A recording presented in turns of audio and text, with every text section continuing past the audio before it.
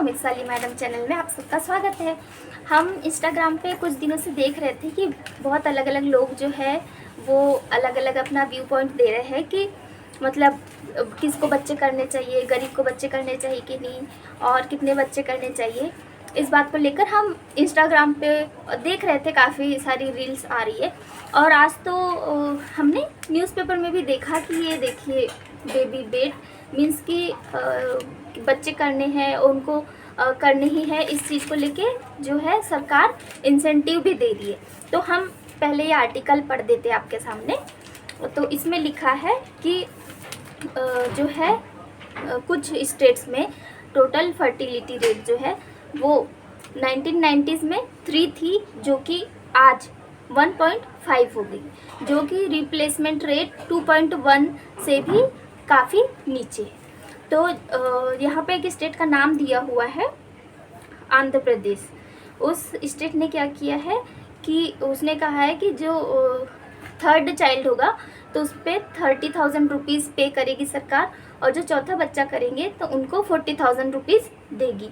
इसके अलावा 5 सालों तक 1,000 रुपये मंथली देंगी पर चाइल्ड पर, और जो बच्चा होगा उसे 18 वर्ष तक फ्री एजुकेशन भी देगी। और जो माँ है उसे वर्क फ्रॉम होम करने को मिलेगा। और इसके साथ ही जो है अभी वहाँ पर सरकार जो है 15,000 एक बच्चे को देती थी स्कूल अटेंडेंस पे, तो वो भी 15,000 आपको जो है दिए जाएंगे। इसके अलावा जो है मैटरनिटी लीव भी दी जाएगी और आंगनवाड़ी से सपोर्ट भी मिलेगा। पर यहाँ पे बात ये है कि जैसे हम इंडिया की अगर सिचुएशन देखें तो उसमें बताया जा रहा है कि जैसे आजकल जो है हाउसिंग की और प्राइवेट एजुकेशन के प्राइसेस इतने बढ़ गए कि सरकार जो ये इंसेंटिव दे रही है कि 40,000 देंगे और 18 साल तक फ्री एजुकेशन देंगे, उस जो एजुकेशन और प्राइवेट और हाउसिंग की जो कॉस्ट है वो इतनी ज़्यादा है कि सरकार के इंसेंटिव्स के आगे वो कुछ नहीं है। सरकार के इंसेंटिव्स उस खर्चे के आगे कुछ भी नहीं है। तो और इसमें आगे लिखा हुआ है कि इसके अलावा लोग इस बात को लेकर भी चिंतित होते हैं कि उनके जो बच्चे होंगे उसकी क्वालिटी ऑफ लाइफ कैसी होगी। जो लोग हैं वो चाहते हैं कि हमारे बच्चे को अच्छे से अच्छे क्वालिटी ऑफ लाइफ मिले। अब देखिए यहाँ पे 2 चीज़ें आती, एक है क्वालिटी ऑफ लाइफ और एक है स्टैंडर्ड ऑफ लिविंग।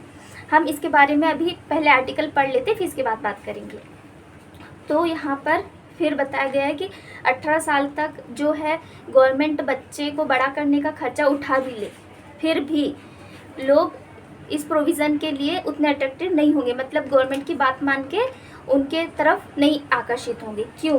और यहाँ पर ये भी चीज़ दिया है कि गवर्नमेंट चाह रही है कि महिलाओं की जो है वर्क फोर्स में पार्टिसिपेशन भी डबल हो जाए, और जो वहाँ पर जनसंख्या कम होने का असर उनको लग रहा है तो जनसंख्या भी कम न हो। अब इसमें आगे लिखा है कि ये जो सरकार का सोचना है वो हो सकता है कहीं से इंस्पायर्ड हो, लेकिन जब अगर हम बात कर रहे हैं जैसे कि फ्रांस और नॉर्डिक जैसे देशों में, तो उस देशों में ये हुआ है कि वहाँ पर उन्होंने यूनिवर्सल चाइल्ड केयर, मतलब चाइल्ड केयर पे उन्होंने बहुत सारा रुपया इन्वेस्ट किया है। साथ ही साथ जो है फ्लेक्सिबल वर्किंग आवर्स प्रोवाइड किए। और वहाँ पर जैसे इंडिया में तो अब तक मैटरनिटी लीव ही मिलती है, मतलब कि माँ को ही छुट्टी मिलती है, मातृत्व अवकाश। वहाँ पर फ्रांस और नॉर्डिक देशों में क्या होता है कि पिता को भी पेड लीव्स मिलती है, मतलब पिता को भी अवकाश मिलता है और उनको अवकाश के ड्यूरेशन में जो है जो जॉब के रुपए होते हैं वो भी मिल रहे होते हैं। फिर ये आगे कह रहा है कि जो हाई क्वालिटी स्कूलिंग है और लीगल प्रोटेक्शंस है और जो करियर है मदर का, तो उससे मदर के करियर पर इफ़ेक्ट पड़ेगा। ये बात तो ऑब्वियसली है, क्योंकि अब तक तो हम यही देखते आए हैं और ऐसा होता भी है कि मदर वर्किंग है और वो घर भी संभाल रही, तो अब उसके ऊपर और ज़्यादा काम है। पहले तो सिर्फ घर संभाल रही थी, अब उसे बच्चा भी संभालना और बाहर का भी काम संभालना है। ठीक है, किसी को इससे मतभेद हो सकता है कि ऐसा नहीं होता है, दोनों जिम्मेदारी उठाते हैं। ठीक है, हम ये पढ़ लेते हैं जो इसमें लिखा हुआ है। फिर ये कह रहा है कि जो इन्होंने इंसेंटिव्स दिए, तो ठीक है उन्होंने इंसेंटिव्स तो दे दिए, तो अब उससे क्या होगा कि जो गरीब परिवार के पुअर फैमिलीज़ जो है वो क्या करेंगी कि वो लालच में आ सकती है कि चलिए हम और बच्चे करेंगे तो हमें और पैसे मिलेंगे। तो वो आज के फ़ायदे के लिए, आज हमें कैश मिल रहा है ये सोच के तो बच्चे कर लेंगे, लेकिन लॉन्ग टर्म पे उसका क्या इफेक्ट होगा, क्या वो बच्चे को सही से संसाधन रिसोर्सेज प्रोवाइड कर पाएंगे। और ठीक है कि बच्चे को बड़ा करने की जिम्मेदारी 18 साल तक तो पूरी सरकार ले रही है, उसके बाद तो वो बड़ा हो जाएगा, फिर अपना खुद का कमाएगा खाएगा, ये कोई सोच सकता है। तो फिर इसमें दिया है कि इस बात की भी तो कोई ये नहीं है कि गारंटी नहीं है कि फिर उसे 18 साल के बाद एक स्टेबल, एक अच्छा जो है एम्प्लॉयमेंट, रोज़गार मिल ही जाएगा। फिर आगे कह रहा है कि चलिए ठीक है, ये भी ठीक है कि सब मिल जाएगा, रोज़गार मिल जाएगा, और आज जो है फैमिलीज़ को बच्चे करने पे रुपएस भी मिल रहे हैं, जितना इन्होंने बताया 30,000 40,000 वो भी मिल जाएंगे। लेकिन हम देख रहे हैं कि आजकल पानी की इतनी कमी जो हो रही है, इतना पॉल्यूशन हो रहा है, और शहरों में अर्बन कंजेशन हो रहा है, मतलब कि शहरों में इतनी भीड़ हो रही है, और वेस्ट मैनेजमेंट की प्रॉब्लम हो रही है, रिसाइकलिंग आदि सारी चीज़ें हो रही। तो इस पर बात कौन करेगा फिर। आप ठीक है इंसेंटिव दे के बच्चे तो करवा सकते हैं, सब कुछ हो सकता है, लेकिन ये जो पॉल्यूशन की और रिसोर्सेज की कमी हो रही है, रिसोर्सेज नहीं है, संसाधन कम होते जा रहे हैं, जनसंख्या बढ़ते जा रही है, इस प्रॉब्लम का सॉल्यूशन क्या होगा फिर, ये हमने पढ़ दिया है जो इस आर्टिकल में लिखा। अब हमने एक बात कही थी कि लोग जो है अपने बच्चे की क्वालिटी ऑफ लाइफ को लेकर कंसर्न हो रहे हैं। तो यहाँ पे दो चीज़ हमने कही थी, एक होती है क्वालिटी ऑफ लाइफ और एक होती है स्टैंडर्ड ऑफ लिविंग।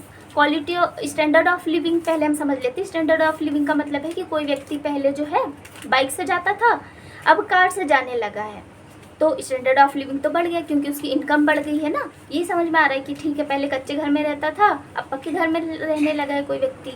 अब पहले बाइक से जाता था, अब जो है कार से जाने लगा है कोई व्यक्ति, है ना। पर अब आप एक चीज़ बताइए कि वो कार से जा रहा है लेकिन वही सड़कें हैं, मतलब वही उसे पॉल्यूशन मिल रहा है, पानी भी अगर उसे गंदा सा ही मिल रहा है, पहले जैसा आ रहा था बिल्कुल वैसा ही माहौल है उसके अगल बगल का रहने वाला, है ना। धूल भरी सड़कों पे जब जा रहा है, तो पहले बाइक से जा रहा था तो पूरी धूल आकर चेहरे पे जमती थी, अब जो है धूल अभी भी उड़ रही है लेकिन धूल आकर कार के शीशे पे जम रही है।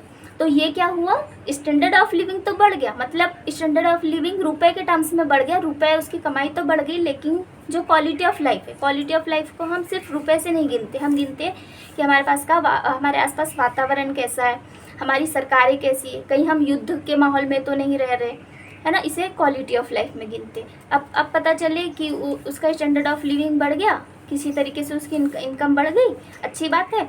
और पता चला कि पहले वहाँ बमबारी नहीं हो रही थी, अब उसके पास कार आई और वहाँ पे अब उस देश में युद्ध छिड़ गया, बमबारी होने लगी। तो रुपए तो बढ़ सकते उसके पास, लेकिन क्वालिटी ऑफ लाइफ तो नहीं बढ़ी। तो ये अंतर है कि आपको ये जो उसने बात की है कि लोग बच्चे की क्वालिटी ऑफ लाइफ बढ़ाना चाहते हैं, स्टैंडर्ड ऑफ लिविंग नहीं कहा इन्होंने। स्टैंडर्ड ऑफ लिविंग तो हर कोई चाहते हैं कि हम जितना कमा रहे हमारी पीढ़ी के लिए हम बचा के रखें और वो और ज़्यादा कमाएं, लेकिन क्या है, इससे स्टैंडर्ड ऑफ लिविंग बढ़ेगा, पैसे बढ़ना मतलब स्टैंडर्ड ऑफ लिविंग बढ़ना, और क्वालिटी ऑफ लाइफ बढ़ना मतलब कि हमें अच्छे से साफ़ सुथरे वातावरण में रह रहे हैं, एक पीसफुल इन्वायरमेंट में रह रहे हैं। हम जिस कंट्री में रह रहे हैं वहाँ पे पीस है, वॉर नहीं है। इसके अलावा भी काफ़ी सारे फैक्टर्स होते हैं। तो हम इसके बाद क्वालिटी ऑफ लाइफ और स्टैंडर्ड ऑफ लिविंग पर ही बात करेंगे।